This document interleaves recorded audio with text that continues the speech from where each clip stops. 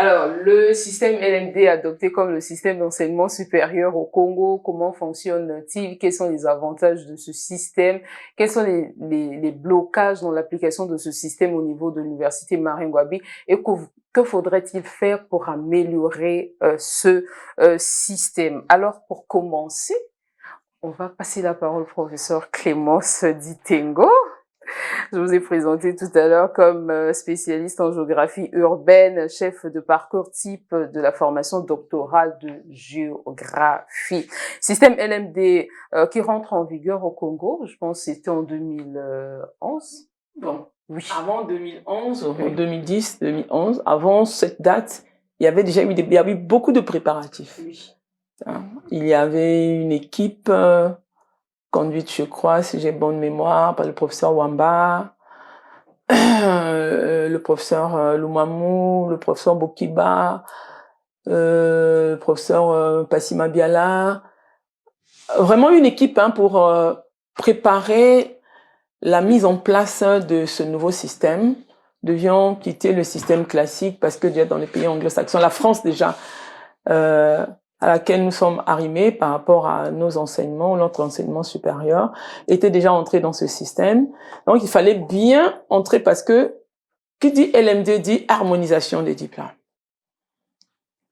Dit flexibilité de la mobilité des étudiants.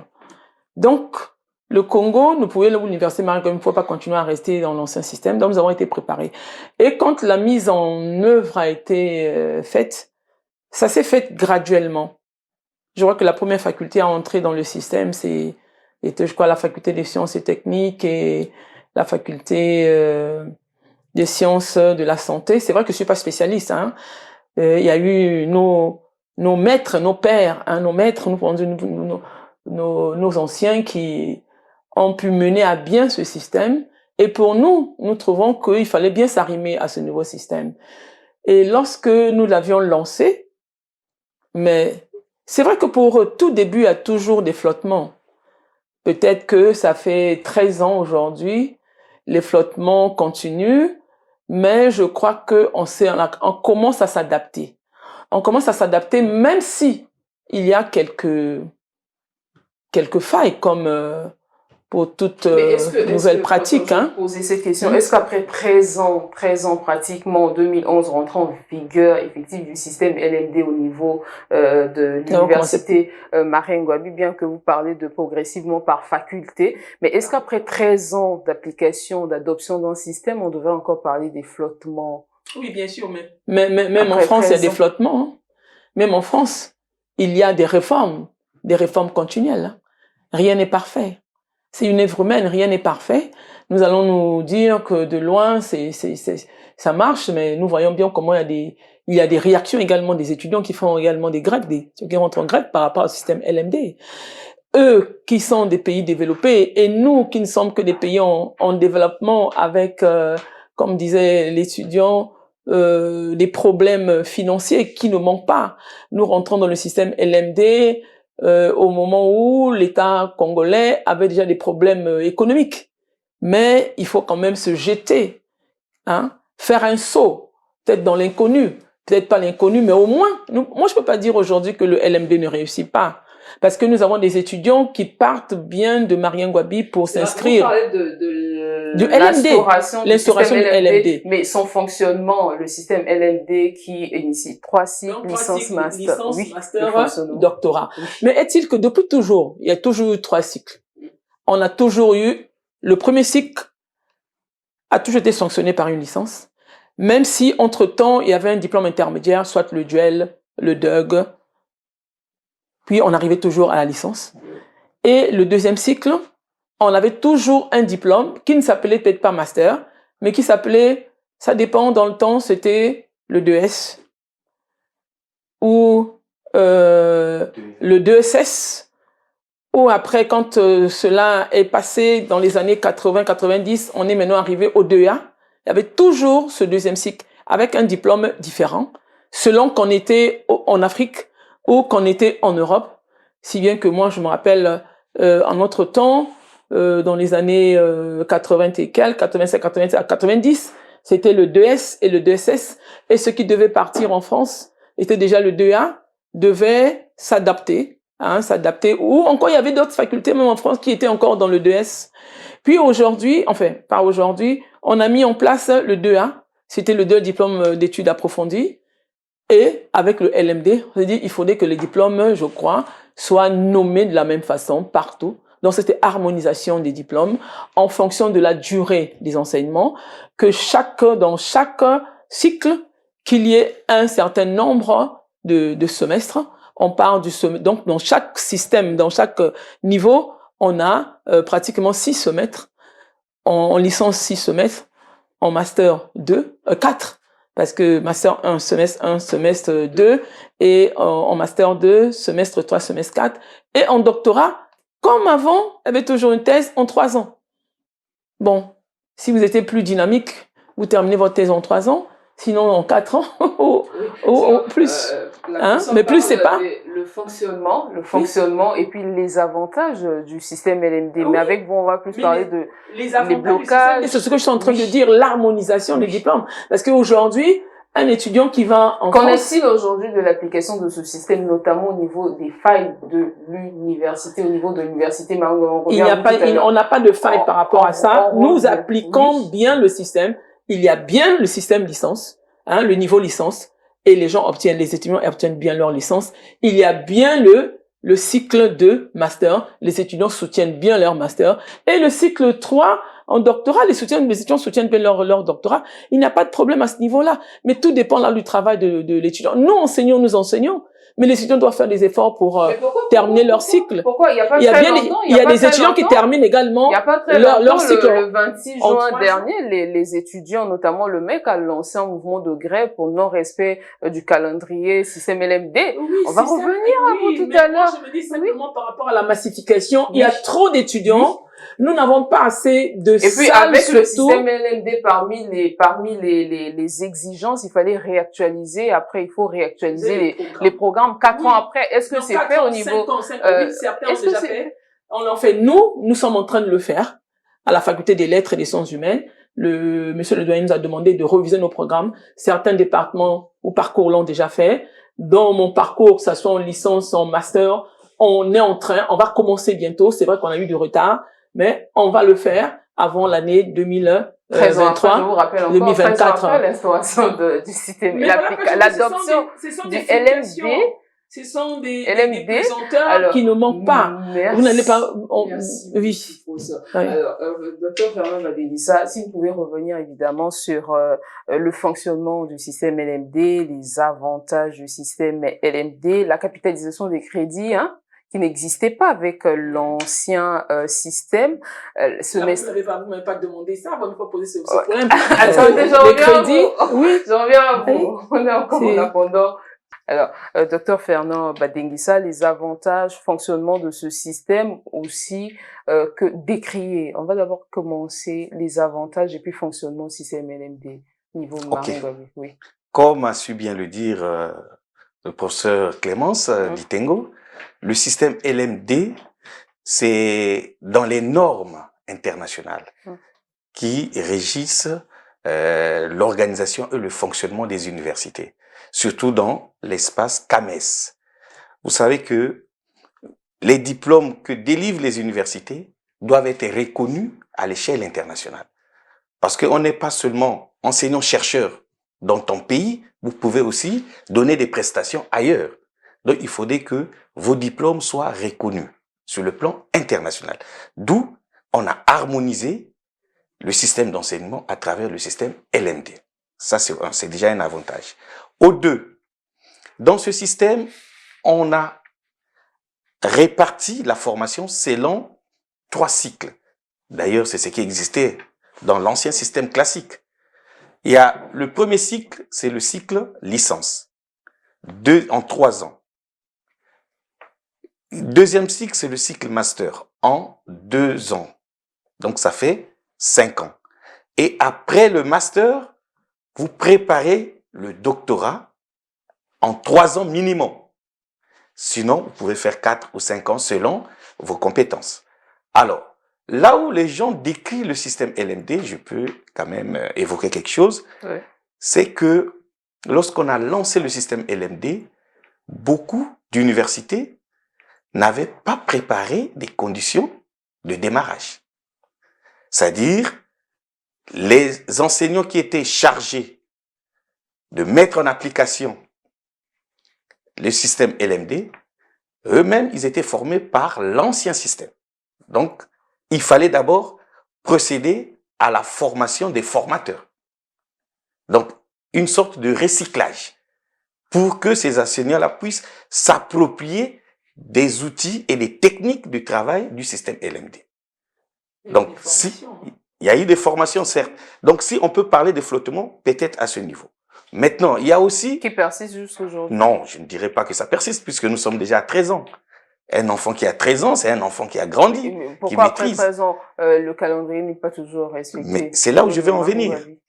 Alors, dans le système LMD, les enseignements sont repartis selon les semestres, Oui. n'est-ce pas? Et à l'issue de chaque semestre, on doit publier les résultats.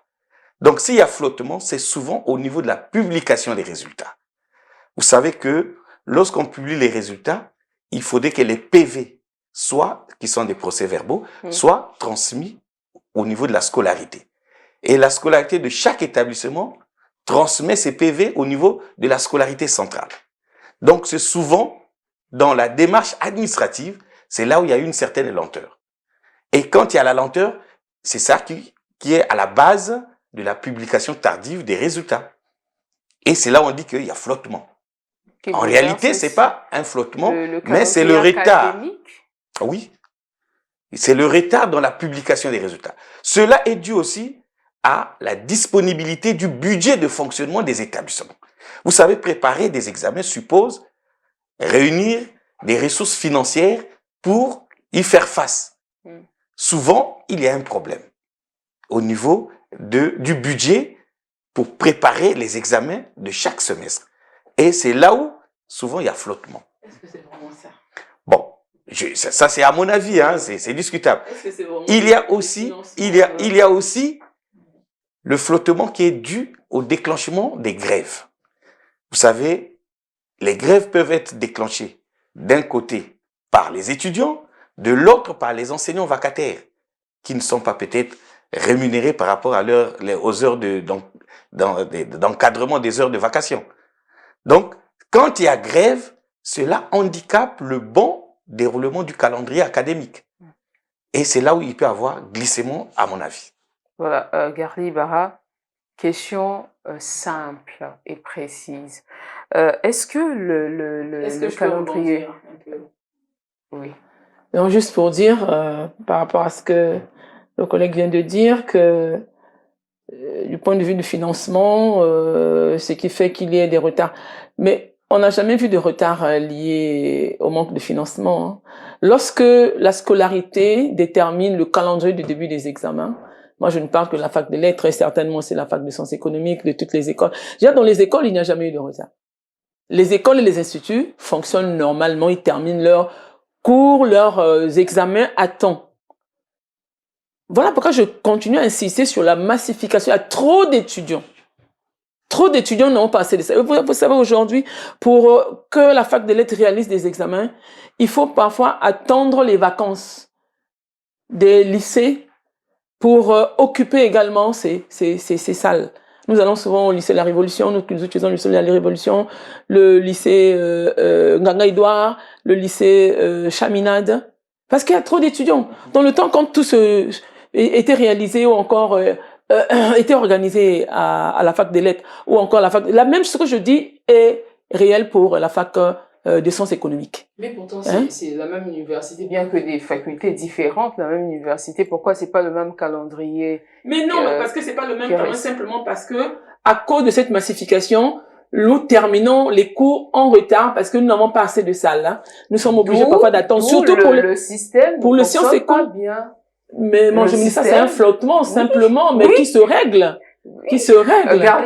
Qui se règle. Je vois bien comment, en sciences économiques, malgré, il faut attendre le temps que parfois certains lycées soit en vacances pour organiser les TD parce qu'il y a trop d'étudiants, on n'a pas assez de salles. Oui, donc ça, un problème de structure. Donc oui, ça c'est la même. Oui, simplement. Préparer et ça faisait partie de la préparation pour instaurer ce système. L'argent, non, je pense pas, les financements. Merci. Et on a, je crois. Alors, Garbi Bara, le système LMD, difficultés d'application notamment, vous, les étudiants subissent aussi le non-respect du calendrier système LMD. Certains disent que ils ne font pas des semestres, c'est 1 mois de cours, après ils sont évalués. Bon, le problème des semestres à l'université Marien-Ngouabi, je dirais que c'est beaucoup plus récurrent au niveau des facultés. Je ne voudrais sûrement aussi pas emboîter le pas comme le disait tout à l'heure le professeur qu'il y a trop de nombre d'étudiants. Bon, pour essayer un peu de rapporter ce que disent les étudiants et surtout ne pas jeter l'opprobre à nos éminents encadreurs, mais c'est que depuis un certain moment, nous pensons que nos enseignants ne sont pas trop motivés, ne sont pas trop patriotes dans ce qu'ils font. C'est-à-dire que pourquoi je devrais avoir peur? Je parle au nom des étudiants qui ne tient pas. Je parle au nom des étudiants. Je n'ai pas à avoir je n'ai pas à avoir peur, rassurez-vous que je parle au nom des étudiants. Nous sommes patriotes, voilà pourquoi nous enseignons dans certaines conditions difficiles.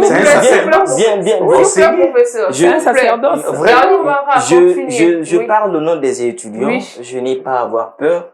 De surcroît, ce que nous disons, par exemple, actuellement sur votre plateau, nous le disons au cours des conseils techniques, au comité de direction. Et là encore pire, nous ne sommes pas juste aux quatre coins d'un mur avec, par exemple, devant les un autorités. docteur et un professeur. Donc, ça veut dire que nous sommes en face vraiment des décideurs de l'université Marien-Ngouabi. Et donc, je disais, pourquoi le dire? Vous pourriez imaginer, on parle des crédits, système de crédit. Vous pourriez imaginer, l'année commence, l'année académique. L'entame de l'année, le doc n'est pas, par exemple, ici au pays. Il est en train de chasser ses heures à l'extérieur. Et il peut revenir à 1 semaine des sessions, il vous oblige de faire son cours. Et il va vous évaluer. En 1 semaine, il vous part en session comme ça, pour que l'étudiant puisse décrocher comment. Ils ne sont pas nombreux. Ils ne sont pas nombreux. Ils ne sont pas. Ils ne sont pas. Je suis d'accord avec le professeur. Je suis d'accord avec le professeur qu'ils ne sont pas nombreux, mais les faits sont palpables. Et les conséquences en découlent sur nous, les étudiants. Vous pourriez imaginer que vous êtes là, étudiant en 3e année de géographie par exemple. Vous ne connaissez pas, en tout cas peut-être comment aller toucher la terre quelque part. L'objectif de ce système, c'est de lier la théorie à la pratique. Bien entendu, les stages de professionnalisation, il n'en a pas. Et lorsque vous abordez l'aspect, c'est que bon, il n'y a pas trop l'argent, il y a pas trop les bourses de mobilité, de recherche. Les étudiants vont faire comment? L'internet est un outil de luxe. On en parle à l'université, mais c'est quasiment une chimère. On ne peut même pas. Est-ce que la faculté de lettres et arts et sciences humaines s'est connectée au réseau Wi-Fi? En ma connaissance, je ne sais pas. Et le FASUS, par exemple, si j'ai bonne mémoire, c'était un don du ministère voilà, RPCE. La flash, si on peut rester dans des effectifs, on peut peut-être compter 10 000 étudiants pour 13 ordinateurs. On va faire comment? Mais si vous n'avez pas les moyens pour s'en en procurer, ça veut dire que vous devriez faire la queue au niveau du FASUS. Même si que là-bas, c'est bien, je ne fais pas ça pour la promotion du FASUS, que l'internet est haut débit, c'est gratuit et autres. Donc vous voyez que voilà pourquoi j'ai dès l'entame de mes propos dit que les enseignants ne sont pas trop motivés par l'esprit patriotiste. C'est parce que comme je l'ai dit pour dire que vous voyez que vous êtes là, l'année a débuté, l'enseignant chasse ses cours en France, lorsqu'ils viennent pour vous dispenser le cours, c'est pour vous parler de la Sorbonne. Mais quel est l'apport en tant que vous, l'éminent chercheur de la Sorbonne, apporté ici aux étudiants congolais? Bon, je vais Oui, quand même là réagir. maintenant nous sommes au niveau des difficultés dans l'application du système LMD à Marien Ngouabi. Les formations, vous l'avez dit, Garli Barra, les formations sont trop théoriques. Bon, Théorique. Vous Le calendrier trouverez un académique, superlatif qui est encore plus que même calendrier trop. académique n'est pas respecté. Les cours ne sont pas actualisés. Oh, ça, on n'en parle plus. Oui, La caducité des l'actualisation. cours. Vous voyez que Année vous après avez, année, vous enseignez toujours les mêmes choses. vous avez des programmes qui ne répondent pas sur le marché, au marché de l'emploi. Oui. Vous parlez de Bourdieu, vous parlez de Durkheim. Bon, il faudrait surtout encore faire arrimer cela avec le contexte pour essayer d'avoir une vision ou une vue du monde comme tel. Mais ce n'est pas donné à tout le monde. Parlez-nous de ce qui est nécessaire. Quelque part, j'ai entendu quelqu'un dire que préparer au marché de l'emploi, quelque part, j'ai entendu un monsieur dire que si c'était moi le ministre de l'enseignement secondaire, que d'ailleurs je ne suis pas en train de parler sur des personnalités des gens, et surtout ça ne le touche pas directement. Il disait, si j'étais le ministre de l'enseignement secondaire, je proposerais la suppression du certificat d'études du premier cycle, parce qu'on ne comprend pas d'où qu'est-ce que ça rapporte à la nation. Vous voyez que c'est même aussi des questions comme ça que nous devrions aborder au niveau des curricula de l'université Marien Ngouabi. On en parle et on en parle toujours et pour toujours. Ça s'éternise. Vous pourriez faire des projets et ça retrouve dans leur tiroir. C'est comme si... Leurs tiroirs, lesquels? Ben, les décideurs. Lesquels? Les décideurs. Regardez. Vous avez, il y a un sérieux problème des curricula au niveau de l'université Marien Ngouabi. C'est encore même nos enseignants qui nous disent ouvertement que, bon, après là, je ne sais pas ce que vous allez faire. Ou ils vous disent ouvertement, vous devriez faire des formations complémentaires pour essayer un peu de garnir votre ça, ce n'est que normal. Non, le cours, il est en Madame présentiel Sarah, on doit et... cadrer le débat. Mais non. Nous avons... Là, Oui, nous sommes c'est au niveau normal. Des difficultés, C'est normal. Difficultés C'est dans là où je vais en venir, l'application. Le cours ne donne pas, l'enseignant ne donne pas tout. Pourquoi l'application du système ne donne LMD? pas C'est tout. vrai que vous avez On me parlé demande de faire des les recherches. structures, pas la capacité d'accueil pour appliquer ce système, pour véritablement appliquer ce système au niveau de l'université Marien Ngouabi. D'ailleurs, il n'y a pas d'accès à Internet. Il n'y a pas d'accès à Internet. L'actualisation des cours, ça, c'est de votre responsabilité en tant qu'enseignant. Mais déjà, le problème d'Internet est résolu au niveau de la grande bibliothèque. Si vous allez à la grande bibliothèque universitaire, l'accès est gratuit. Le Wi-Fi, 24 heures sur 24. Bon, c'est au niveau des facultés où le problème se pose. Oui. Mais sinon, à la présidence de l'université Marien Ngouabi, à la grande bibliothèque, il y a le Wi-Fi. Dès que vous êtes là, vous êtes connecté 24 heures sur 24. Revenons sur ce que notre collègue co-débatteur, là il est co-débatteur, vient de dire que les enseignants de l'université ne sont pas patriotiques. Ça, c'est son qualificatif. Mais vous bon, pensez je dirais que déjà vous pensez